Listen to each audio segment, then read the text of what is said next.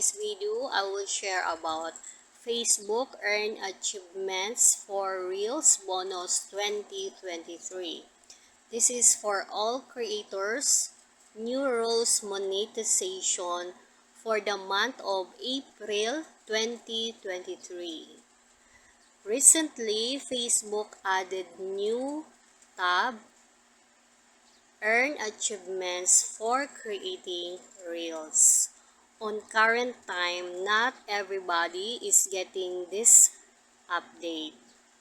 The page who are getting lots of Reels play, only they can get this type of monetization update. Now we will try to check my dashboard about the new update, Earn Achievements for Creating Reels. So, by the way, this Earn Achievements for Creating Reels was started last month, April 2023. This is based for my research. And then my page, I already received the notification last May 17, 2023. Then click see dashboard. Then under tools, you can see earn achievements for creating reels.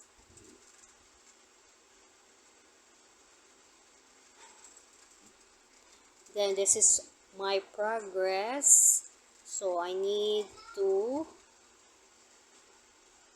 have the 1K, 2K, 3K plays. And then the one of achievements are already completed, the 5, the Explorer, Wordsmith Director, and Remixer Creative Streak. Explorer, ayan, congrats, you've earned this achievement by creating this reel. So we can try to view the reel. That's the reel.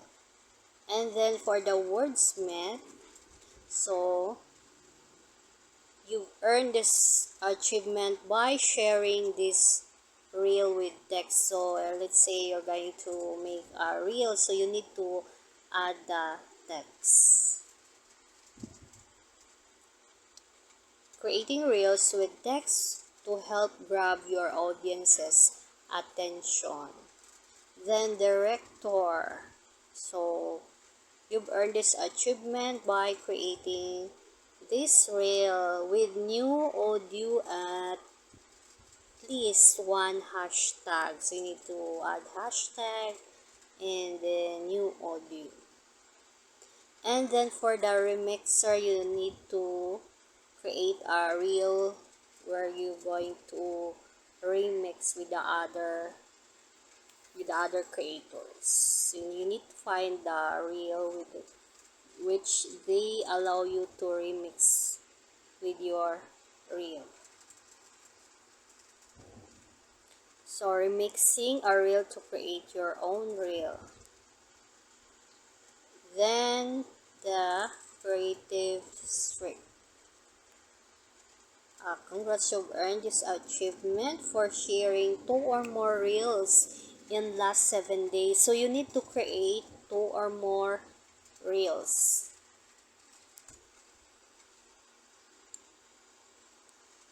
So that's all for today, guys. Thank you for watching.